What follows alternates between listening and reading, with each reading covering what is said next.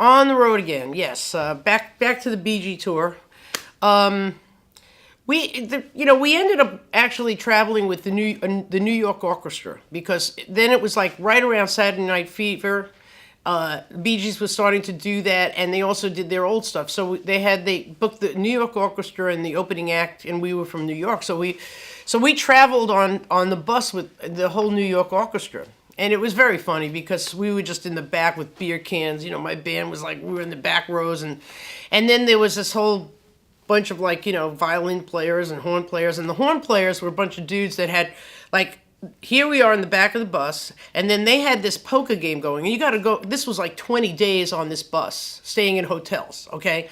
So they had this poker game going on, and they had a suitcase, like, okay, there's like 6 rows, 3 rows in the back where my band is in the back. And then there was this suitcase with the horn players, and having this poker game going on for 20 days, this went on. And, back then I used to wear these short, like, dungaree pants, jeans.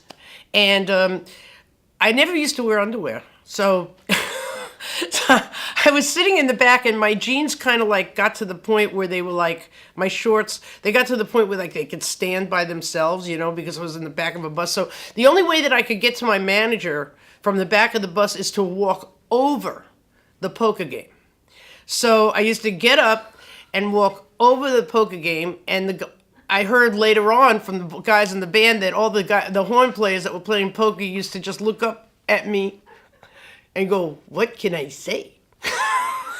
So I had no idea that they were looking at me like that. You know what I mean? But anyway, that was a really crazy time, and we had a band. We had a lot of fun. We went on this. We started out in New York, and we went to the Bay of Fun. It's called the Bay of Fundy, and it was a boat ride, an overnight boat ride to Halifax.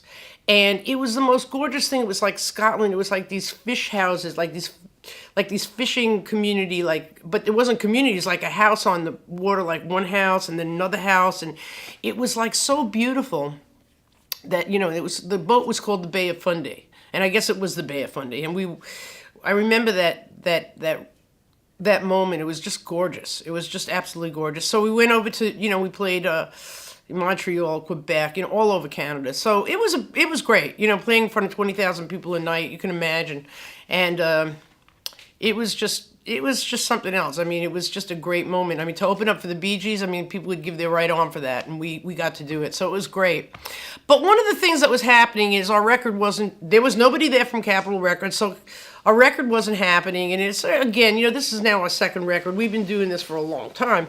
And it was very disappointing. And Dennis and I were not getting along. And we really had a rough time the whole time we were really together. But we always had pressure on us to do, to be in, we were in the music business, and we had an act, and we were supposed to be a couple and whatever. And we just had a lot of problems. Dennis was very...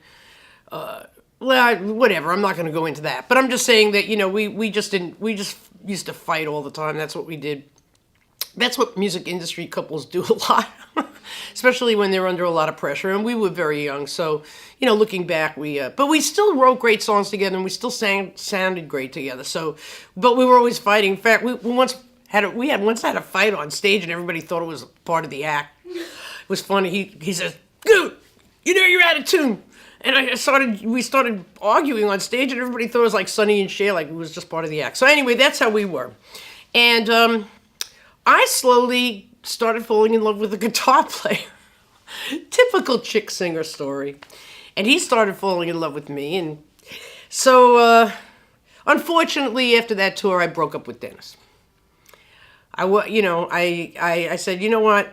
This ain't happening. I'm sick of this whole thing. Because it was just, we worked so hard, and we gave our whole lives to it. And we were really, actually, for 2 dropouts, we were very responsible, very professional. Our manager taught us how to be, on time. I remember I'm very professional, now, even to this day. Like she was so, we were so young, and I was taught to be, on time, how to act, how to be, for the most part. And so it stayed with me over the years. And it's been very good for me, in terms of being professional, because there are a lot of people in the music industry, even successful people, that aren't professional. They don't show up on time, and they don't, certain things, it's certain etiquette that I I have, because of those early days with my manager. She really taught me that, and we, so we got a lot out of it, but it wasn't working out. So Dennis and I broke up, and now we move on to the next part of this story.